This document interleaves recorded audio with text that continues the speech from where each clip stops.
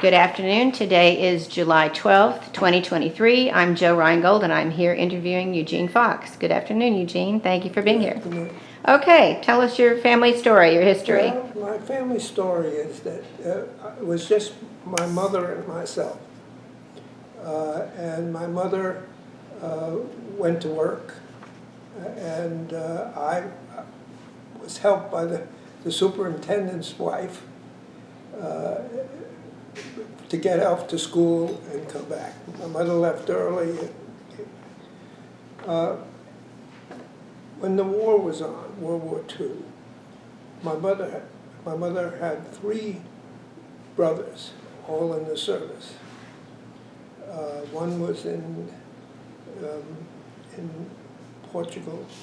No, sorry, Portugal was in Brazil. And another was somewhere in Pacific. I'm not sure, Philippines. And the third one, who was older, was here in the United States. And so I used to, when the war was on, we used to watch on the Sunday news. I come from the Bronx in New York. I'd see the Sunday news and I'd see exactly where the people were and how the war was going. And with all the luck in the world, the 3 men came home. Only one of them wanted to talk about it. The other 2 didn't want to talk. In fact, I have a picture of the 3 of them at the time. And I decided when I was about 12 that I wanted to go into the Army. I was ready to go into the Army. And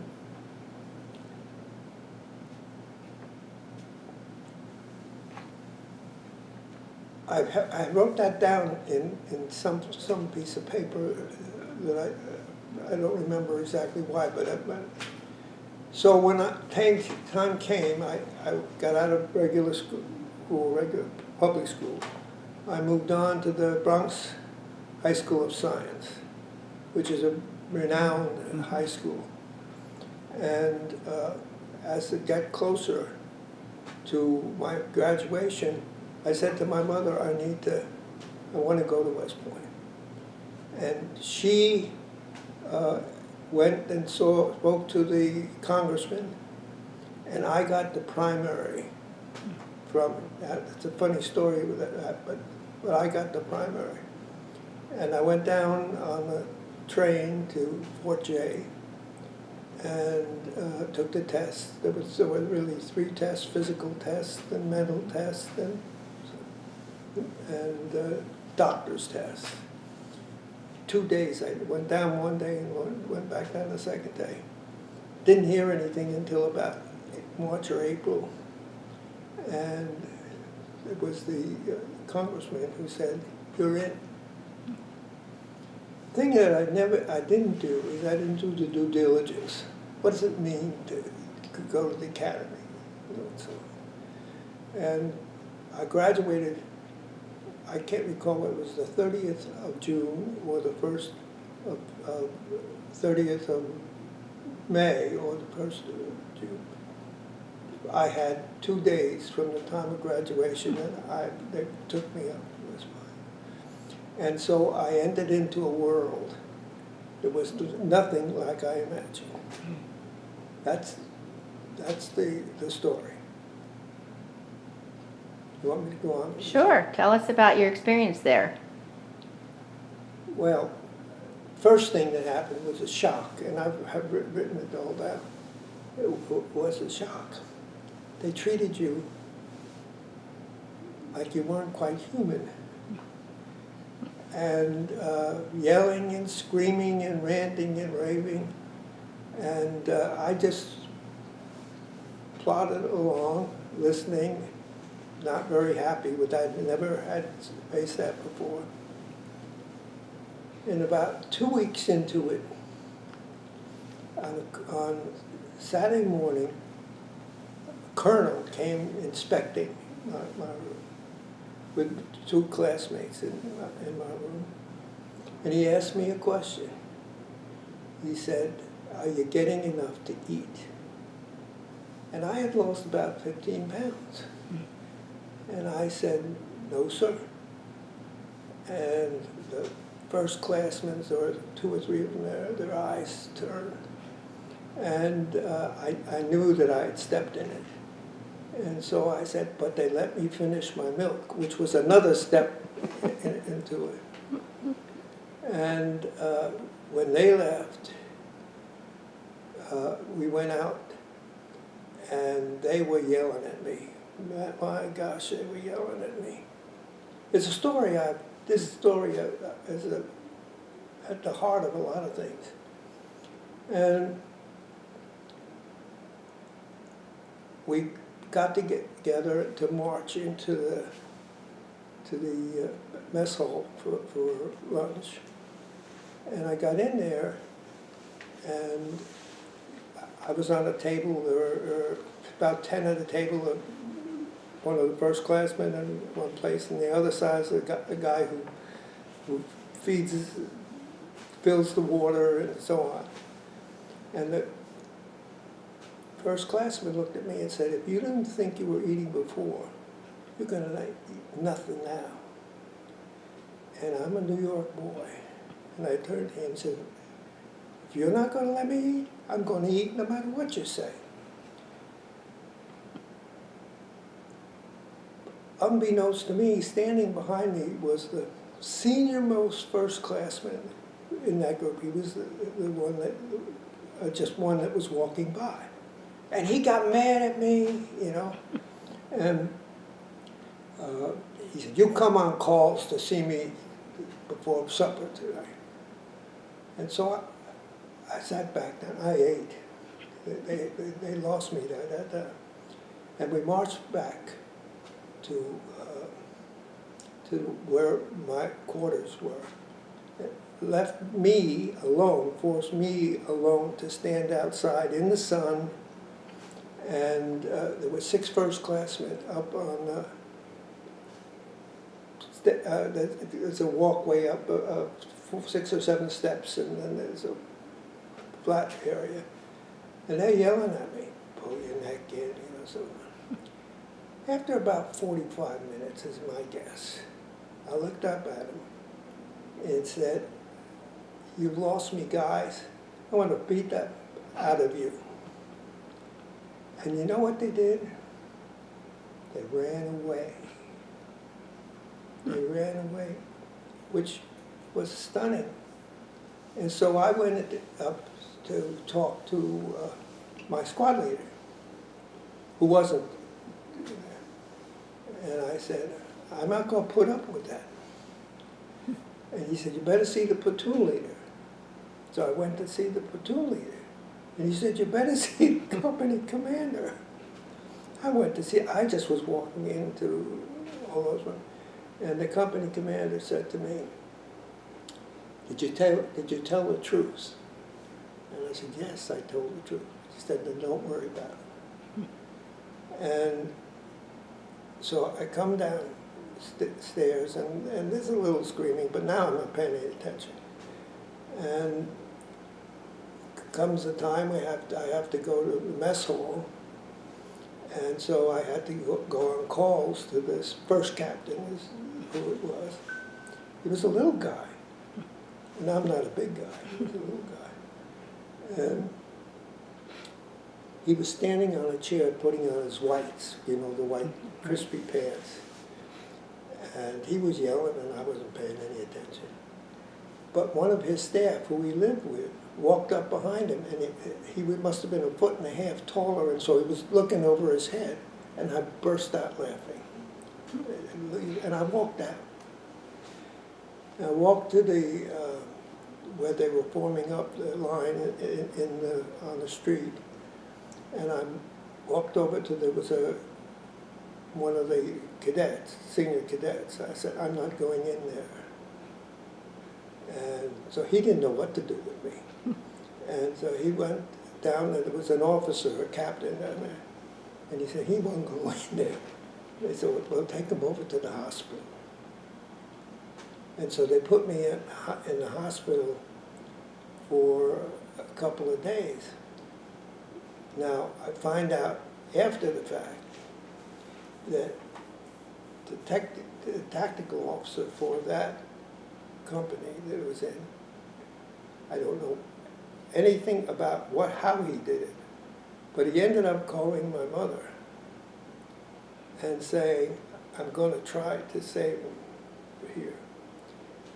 And he came in to see me, and after a day or two, he came to see me, and he said, can we try it again?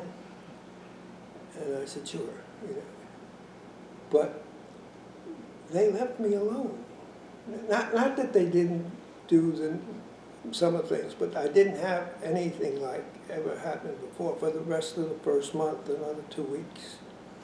And then when they left, it was a new set of people, but this time we were out in the field, and it's quite different when you're out in the field most of the time. And so that was my entrance. Academics was not an issue. I had everything in the first year that I'd had in the Bronx High School of Science, except I had taken 3 years of French, and they decided I should take Spanish, which I think in the long run screwed things up, because it's trying to remember one and the other and not using them. And I stayed on for 4 years. I was in a company that was not as friendly as other companies. And I can tell you now from today, as we look at it, there's still 150 of us alive. 88 is about as young as any of them are. And we have about 150 alive out of 480, which is amazing stuff. And so that takes you up to the end of my time at the academy. About the Jewish chapel at the academy. Wait, I want to back up a minute. Sure. Because I want some background first. Before all of this, Sure. I would like to know a little bit about the history of your family. If whatever you know, if you know where your grandparents lived or where your parents lived or where they're from and how did they get to the Bronx, etc. And then a little bit about if you had any type of a Jewish background. Well, my mother and father were Jewish. Okay. My father came over by himself early on in the early 1900s and had been married before, had 3 daughters, and his wife passed away. And my mother married him, and I know nothing about the interchange. Why? I don't know why she married him, because they never got along. Uh-huh. They didn't particularly like each other. And so it's just Mom and me as I started that. Now, my mother's family had a large family, 7 girls and 3 boys, and a mother and father. But my grandfather died before I was born. He was born in 33. He died in 33. And my grandmother, from the time I met my grandmother, she was not all there. You know, just so I really had no memory of my mother was born in Scranton. The family was in Scranton. They were poor, and many of them migrated to New York.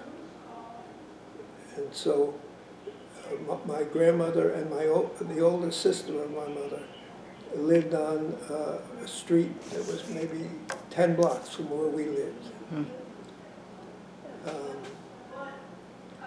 So I had no real background from that. My mother couldn't stand the 3 daughters, and they couldn't stand her. You know, it was just. Yeah. So I had no real relationship with them. So, but it was my mother and me, and my mother worked in the Bronx Terminal Market. You wouldn't know what that is. That's where they had markets in the Bronx, where the produce from the farms come to the markets, and then the market they supplied the stuff. That's why she could go to work early and come home early. And she was the one, but her hips had a way of slipping out. And so she had a car, and she used a place where she could store the car rather than put it in. And she worked with a fellow named George Goldstein, who was kind of the chief guy in the shop. And George quit to start a trucking company. And I ended up from the time I was 10 years old till the time I was 17 years old, I was an assistant on the truck with him. He turned out to be very personal with me. He was married and had 2 daughters and so on. And so later on, when I was able to get a driver's license at 18, when I came home for the monthly 1 month home, I always drove one of his trucks for 3 weeks. That way I had enough money Right. to go in. Did you have any background, or did your mom send you at all to Hebrew school or Sunday school? Did you go to Hebrew school or Sunday school at all? Oh, I went for 4 years. We went to a very, what's the best? Orthodox. Very orthodox. So when my bar mitzvah happened, I conducted the whole day, and my mother with her youngest sister and I went to see Annie Get Your Gun on Broadway. And that was That was your celebration. yeah. Very good. Yeah. And I stayed on for another year because they were teaching Hebrew. Not that I remember Shulchan as a table, but I don't remember that anymore. Okay, so pick it up after West Point. What did you do?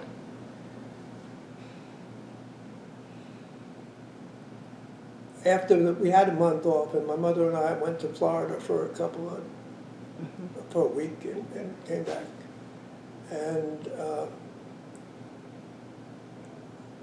I didn't do anything of importance, except I had to report in August at Fort Bliss in Texas, because I picked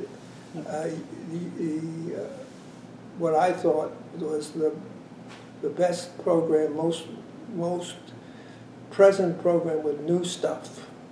What were your other choices? How did you get to Texas? Well, I could have been I could have been an infantryman.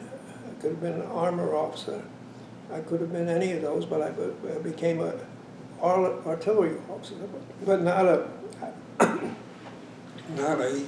one who had guns or missiles. It was air defense.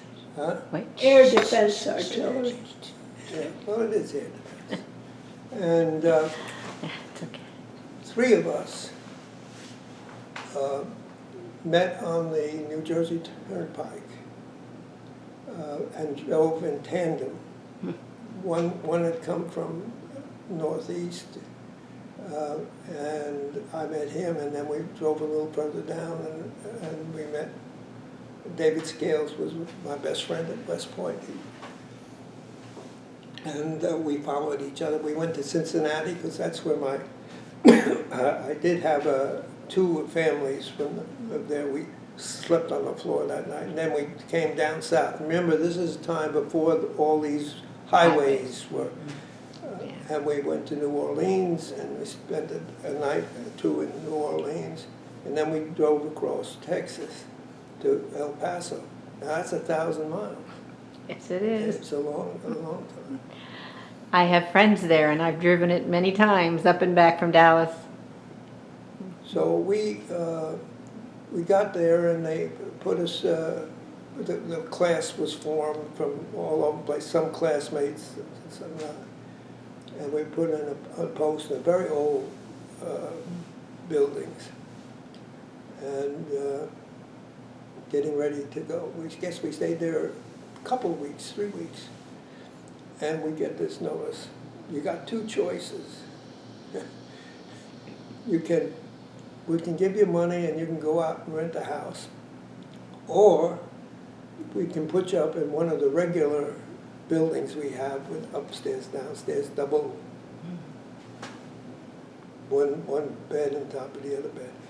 And so we all decided that what we'll do is we'll take whatever money they give us, we'll combine it, and I did with 4 people, 3 and myself.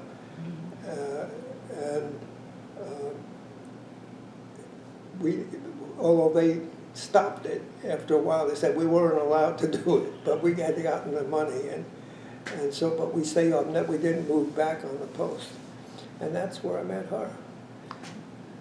I'd Met your seen wife? her at Yeah, what was Evelyn doing? I saw her at the temple, and she was acting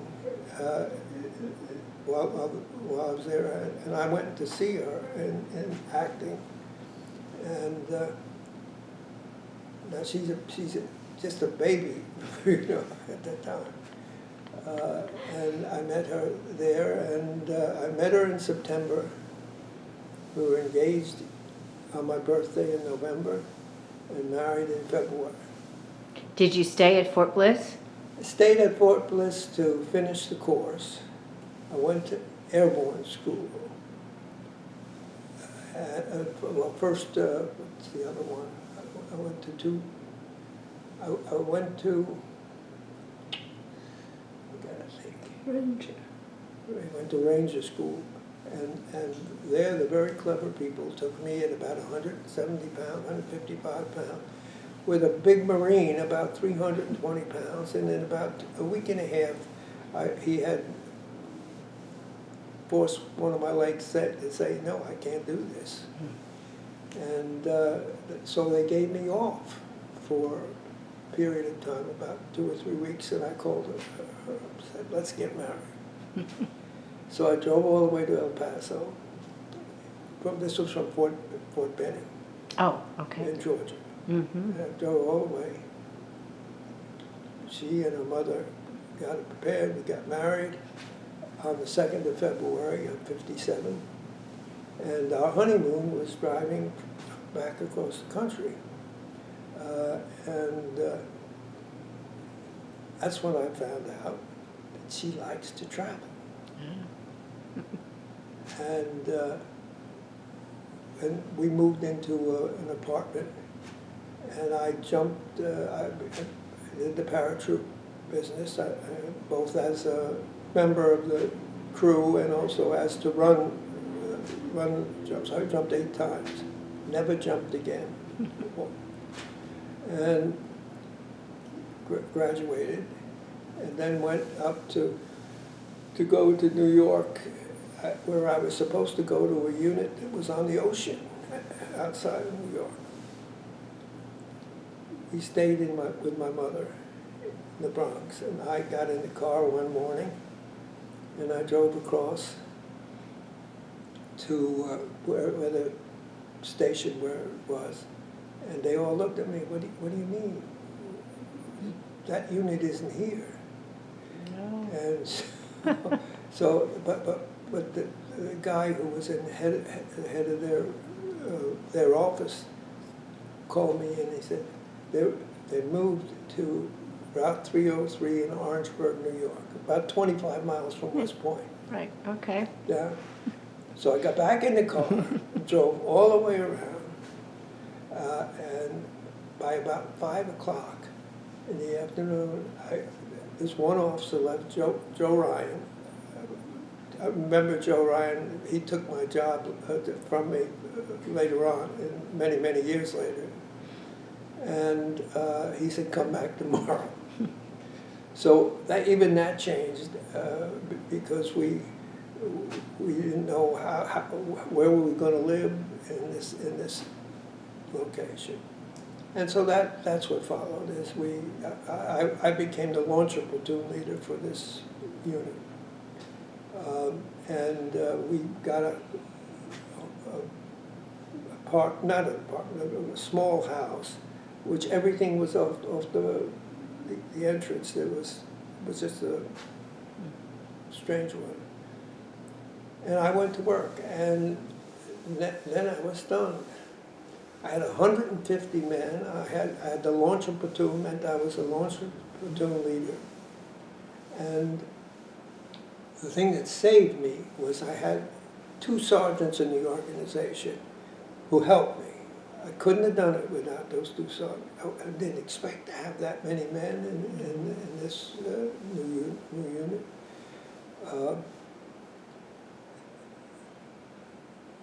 And I won't talk about some small things in there, but I got into trouble with a major who was Jewish, who was in the headquarters.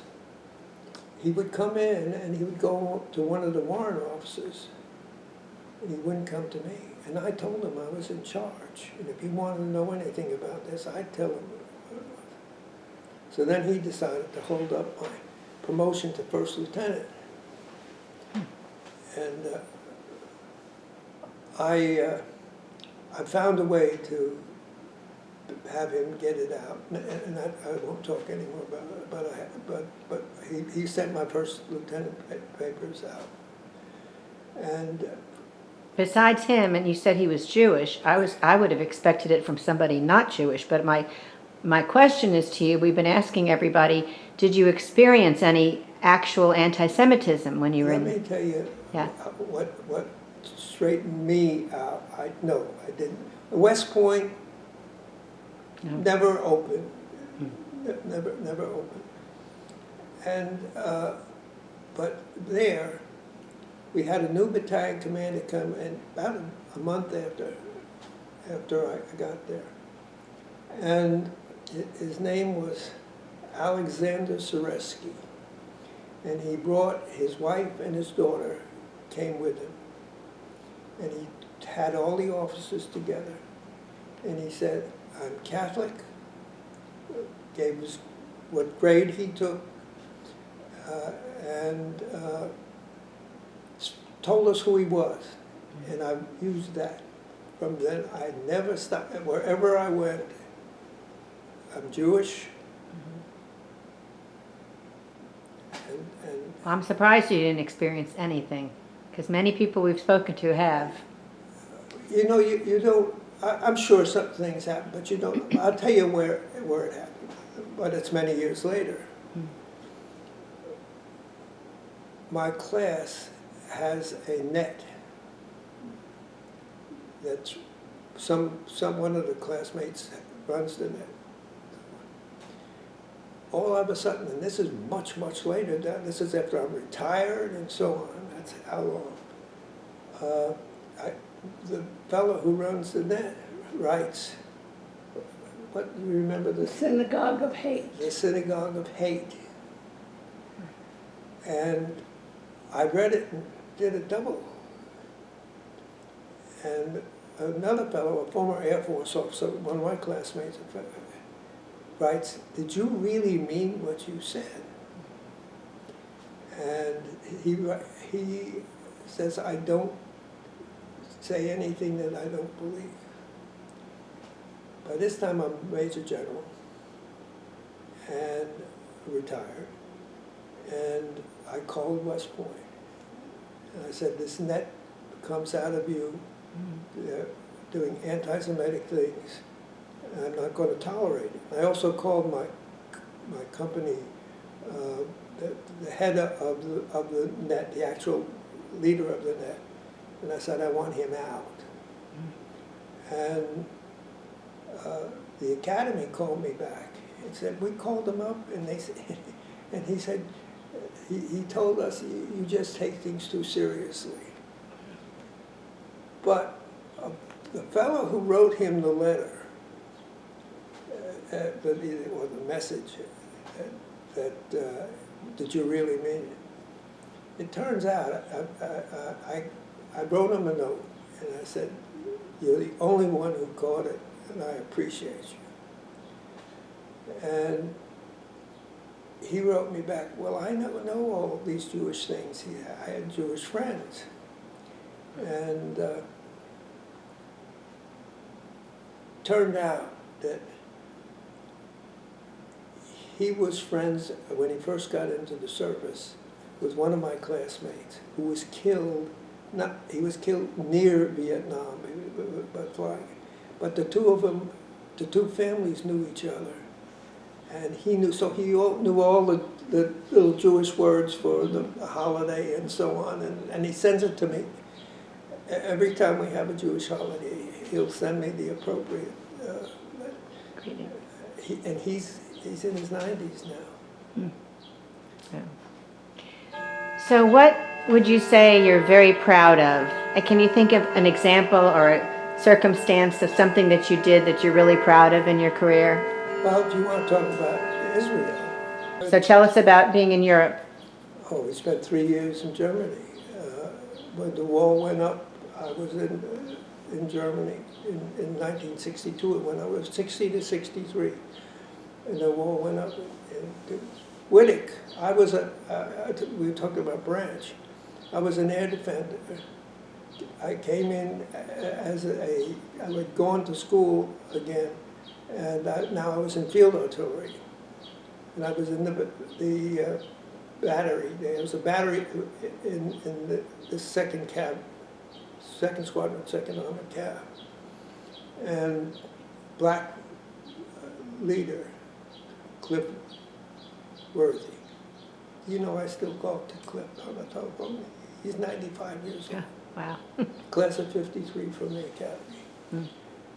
Anyway, I'm there, and the colonel keeps sending me to the border to be a practice. He wanted us, all of the people who weren't armor officers, to be familiar with how you work on the border. Third time he did it again. New Yorker came out. I said, now, two of the battery commanders, I'm senior too. So if you want me to send me, you ought to send me up as a leader. And it's quiet for a while. And he said, you're my new S4. That's supply officer, so you're my new S4. I said, I'm an artillery officer. He said, you're a Jew, and I went, Jew in the, and in the office already was a captain who was a Jew. And that captain and I kept messages going until he died at 93. So I didn't know how to take that. I didn't take it as a negative. He just felt that I had one other incident where that I heard, and that happened when my boss. I'm moving up to tell you how much time it is. I was in the Strategic Defense Initiative that the president put together because he wanted to defend the country. This is in 83. And I guess the call came in about 86. And my boss came down and he said, the president wants to help Israel with their air defense. He said, you do it. And so I worked with the Israelis, and they started the air defense. We made Missile program. made many trips there, and I had to make arrangements for what information we could give them and what we couldn't, because there were all kinds of rules. Right. So I helped them through it. The program manager for them and I have been friends, had for years. He even called me here one day, because he's retired now. But they're very good. Yes. And so I've been in Israel, and so is she, from one end to the other, north and south, and the other way. The east and west is narrower.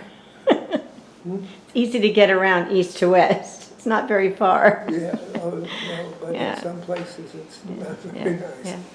Anyhow, so I did have Israeli activities. I did do work for them once I retired, a little bit of work for them. So when did you retire? And really what I want to know then is how did you get to Dallas? Why did you pick Dallas? Well, that's an easy one. Okay. We have 4 children. We have one child in Connecticut. We had one in Virginia. We were living in Virginia, and we had 2 children here. My second son is here. He graduated the academy in 81. His wife had graduated in 85.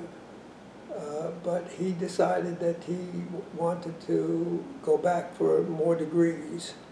And so he got 3 more degrees and 1 PhD.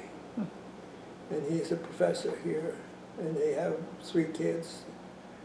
And my daughter came in one of the strangest things, really. Her husband got an offer when she got married in the early 90s. He got an offer to go to El Paso, and he went to El Paso, and then he got another ability to come here, and he manages a company here. And so, and they have 3 kids, 2 girls and a boy. In fact, all of the 4 kids all have 2 daughters, but only 3 of them have 1 son. So there are 11 of them. Wow. And, Big family there. and now we have 2 great-grandsons. Oh, wow. Mazel tov. So we came here because we knew the kids in the Northeast. Mm-hmm. And she bought this house because she wanted to spend some time with the kids. Right. That makes sense. So how long have you been here? We came here in 08. 2008. Okay. Tough economic times, right? 2008. Yeah. Yeah. Okay. When the president put the SDI together, they became the boss up in the OSD, the Secretary of Defense level. But we had been working on these things for years in Huntsville and a little bit the Navy and the Air Force, but we were the primary. And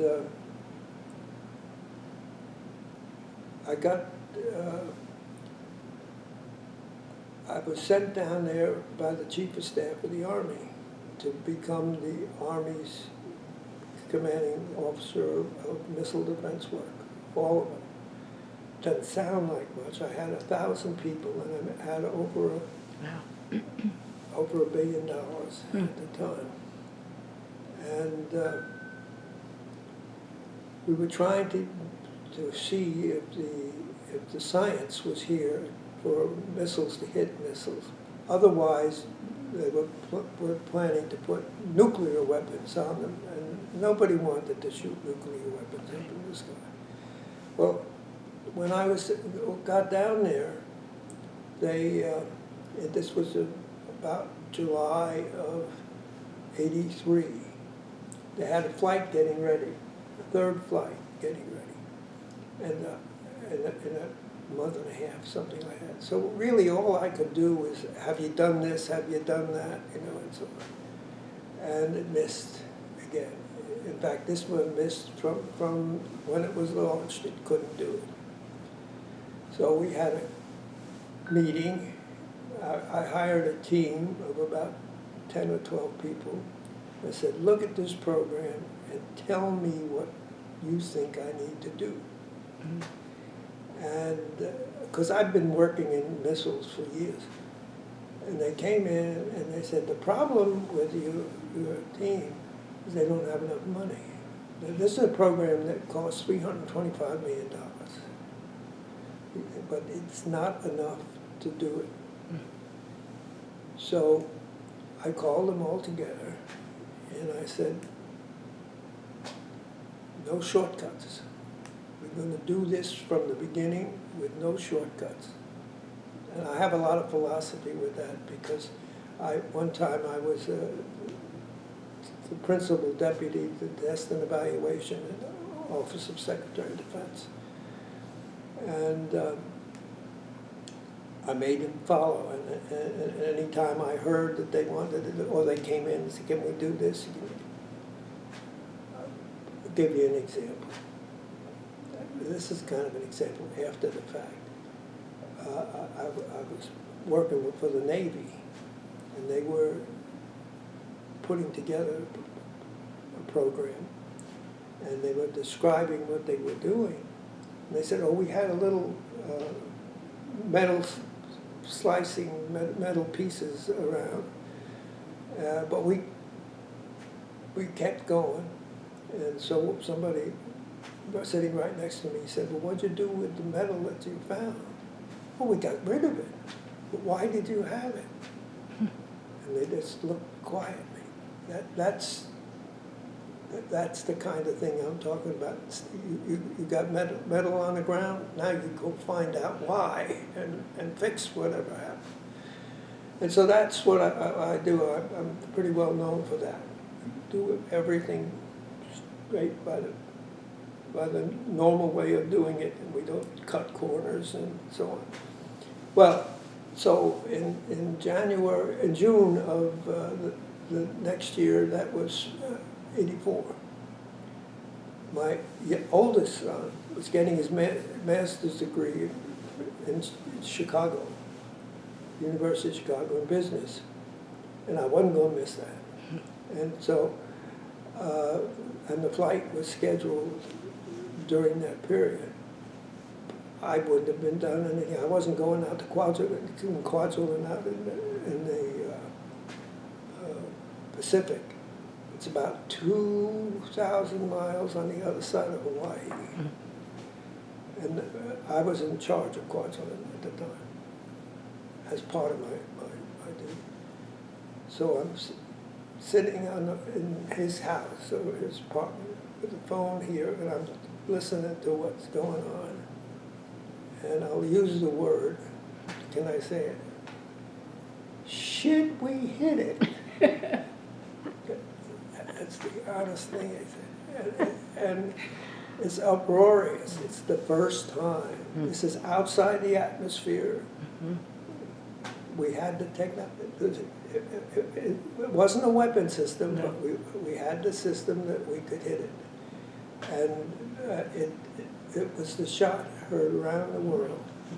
We've got papers from countries you wouldn't believe. And many people believe that it's what caused the Russians to get rid of the way they were working and their domination, and they broke up. Now, it was that important. They felt that they were behind in technology enough not to do it. Oh, yeah.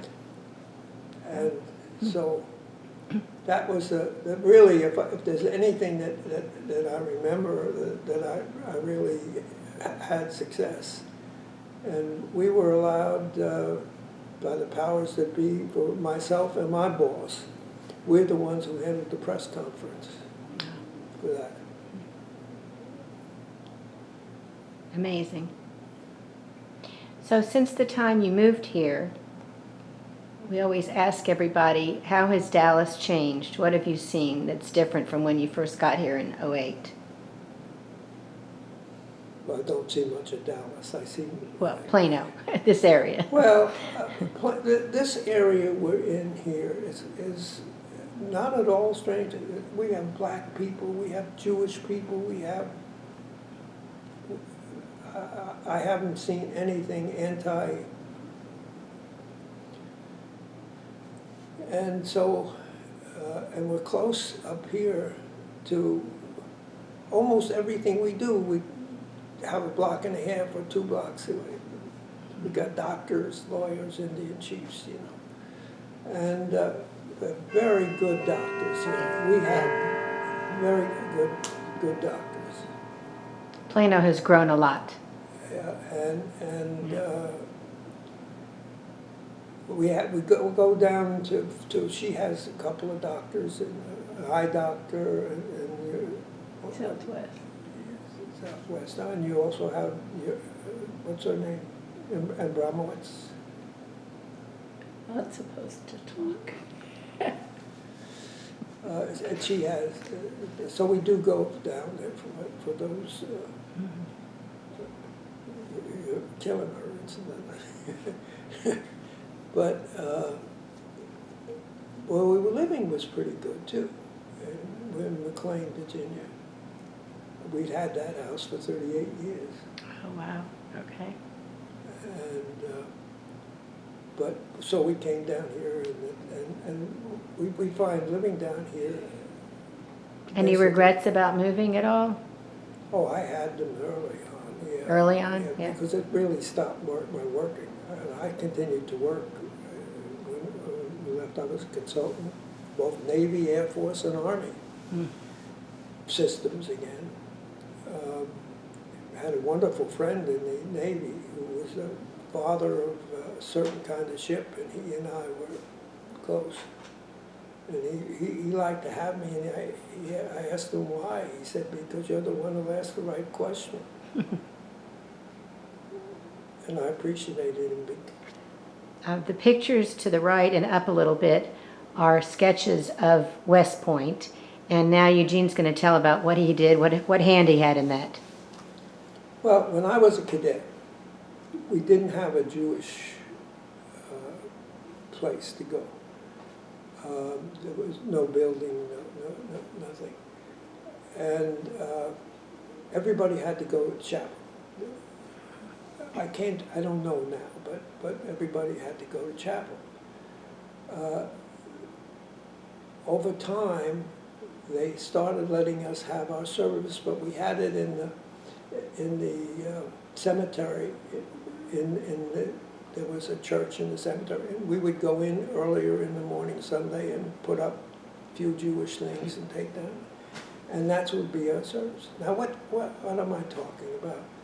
There were 13 Jews that graduated in my class, and there was about 13 in every, so there were, 40, 50 people.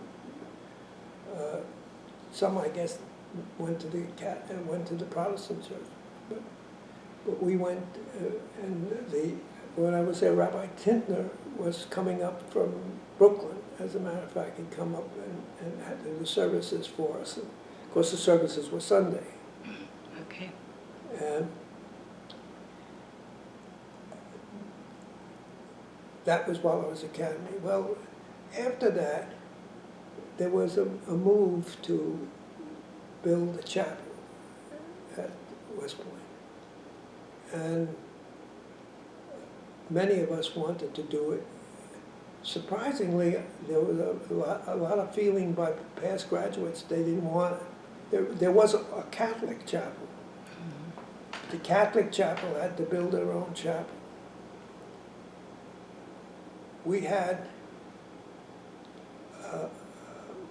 the leader who was out of the Army, I guess, or still in the Army, but senior, was killed in an airplane crash. And his friend, Jewish fellow, took over as the beginning. And if I can remember his name, she remembers. Say the name. So I don't remember. Herb Ames. Herb Ames. He was producing stuff and sending it to Israel, and Herb and I got to be friends. There were two generals, Bennett and myself. Bennett was a little older than I was. He just passed away not too long ago. And we joined him, and I made some speeches and some visits for it. Herb worked fine, and Herb got to see the President of the United States. And he made the decision that we could build one, but we had to pay for it. And so there was a big scramble for grasping money to do it. And they made it hard. They made it hard. They wanted it to make sure that it would not fall down if it was something happened. And we finally got enough money. A company that was put together by Jewish graduates, the ones who handled the process of making it. There were two rich men, one from 55, class of 55, and one from 54, who made a lot of donation to it. And in the early 80s, we opened it. And that's the Jewish chapel. Beautiful. And it's right across the way, easy walking distance from the Protestant chapel. And, That's quite an accomplishment. we enjoy it. We have a couple of pictures here of us at the temple. But it gives, there are issues that happen that they have that. The issue is, depending upon whether you have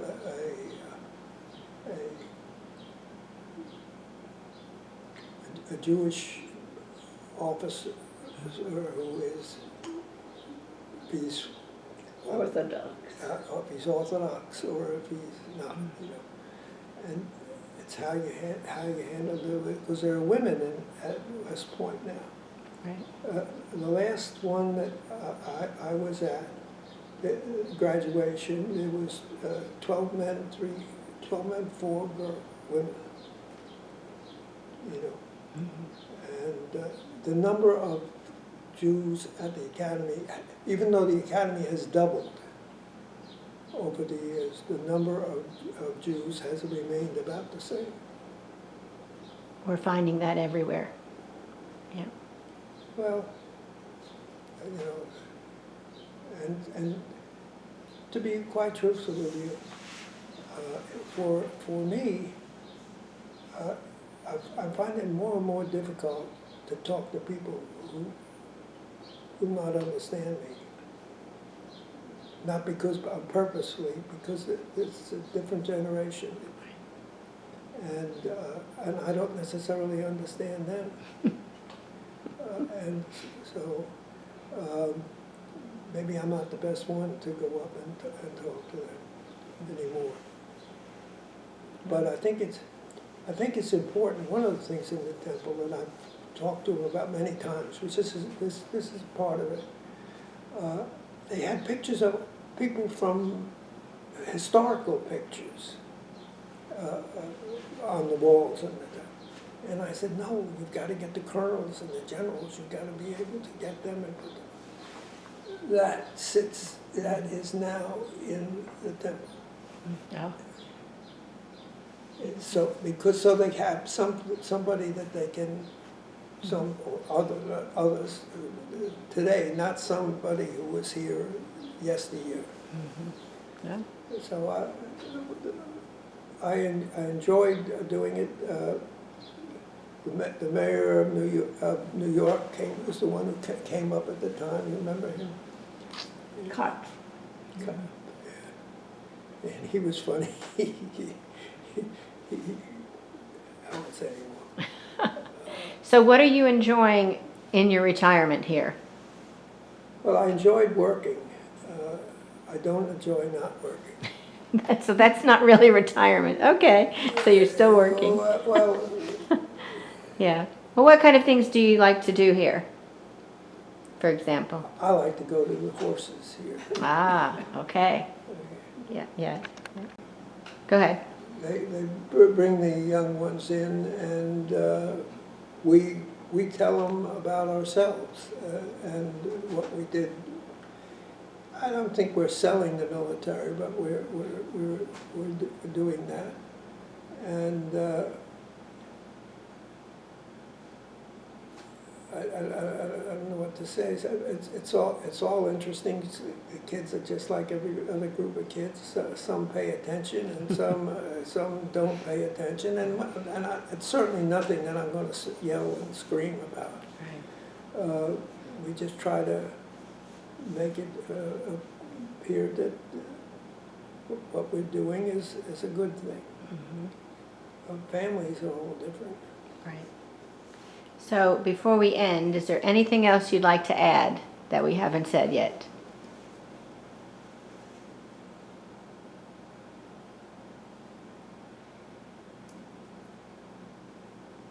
Well, you should know we went to Germany 2 times.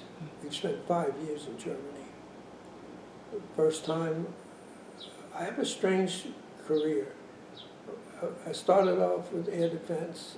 I went to field artillery that immediately turned into the S4 and became an armor officer. I came back, went to school again, and ended up with a field artillery captain, company commander, in a very smart job. I got a master's degree from the University of Arizona, and I was offered because I did so good, I was offered you can go to Vietnam. And I knew I had to go to Vietnam by the time I wanted to. So I went to Vietnam, and we had a very interesting one there. Well, anyway, I went to Vietnam, and I ended up with, by the time I left, I had 3 jobs. I found it to be quite truthful that we didn't know what we were doing. And I won't say any more than that, but I worked a lot of hours and so on. I saved some lives and ended up as the artillery advisor to the 1st Arvin Division. It's the first, which up in the top 2 places.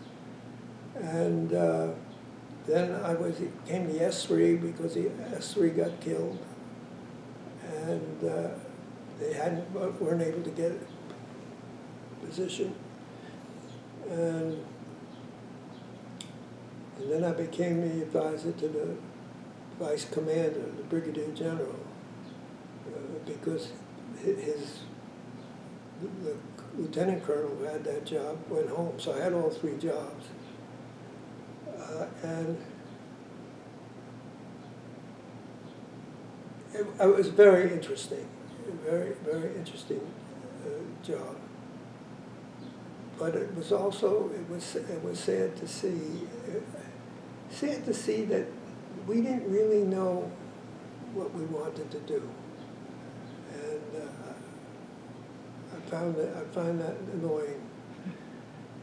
Then I came back and went to the Commander General Staff College. And wouldn't you know it, I come out, and her father had died, and her mother was sick. And they wanted to send me to Washington. I had been to Washington, hadn't been to Washington, and I said I'd like to go to El Paso. I went to El Paso, and that's where I got into missile defense again. I became the spokesman, not for El Paso, but they got the job of being a spokesman to go out and make presentations in whole classes. But the colonel in charge picked me. I got a couple of warrant officers and the master sergeant. We put together presentations, and we made presentations down there and also around the country. I get to early in '69, I get a call that I'm TDY into the Pentagon. And I end up in the office that is supporting the chairman in the negotiations with the Russians about these systems. It was very interesting time to do. This is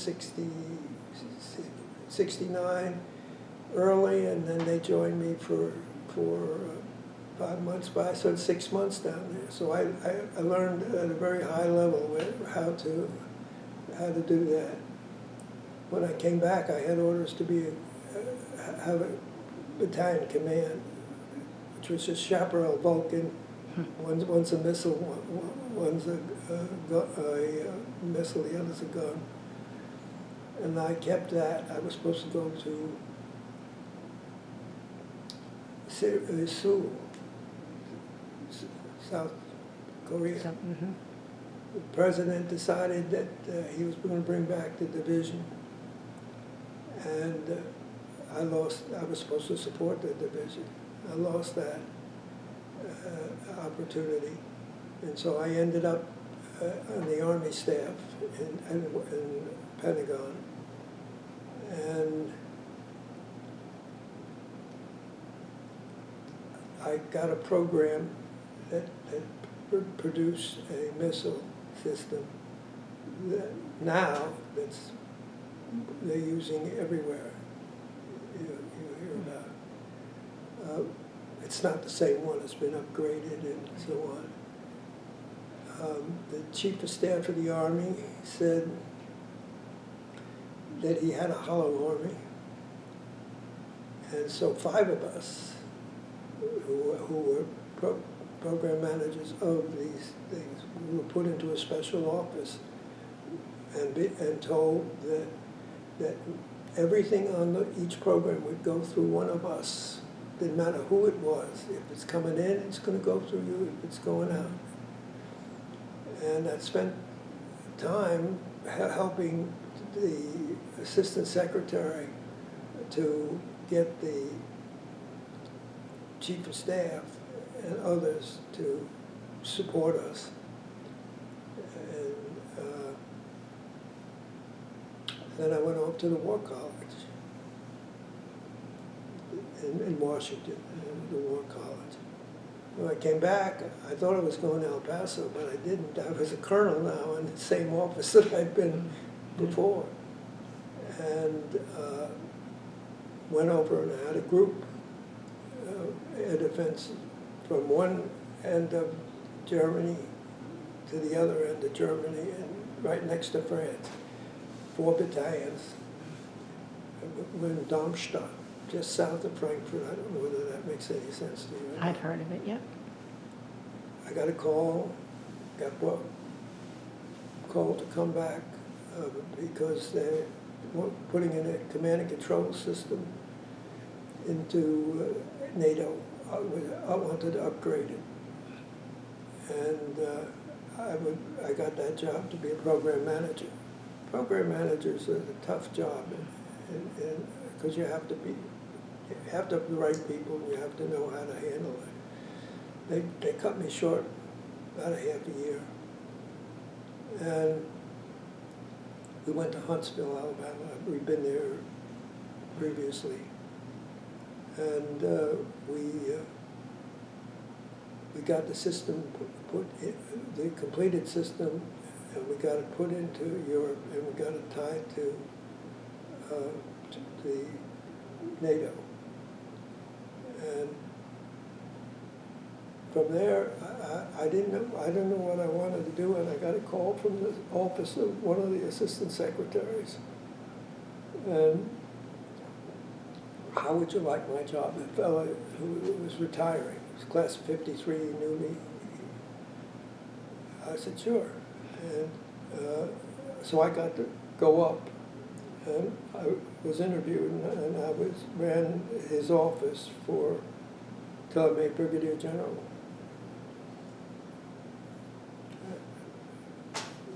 That's kind of... That's it, gee. Huh? And that's it, huh? That's all she wrote. You've had quite an illustrious, amazing career. And I thank you for sharing all that with us.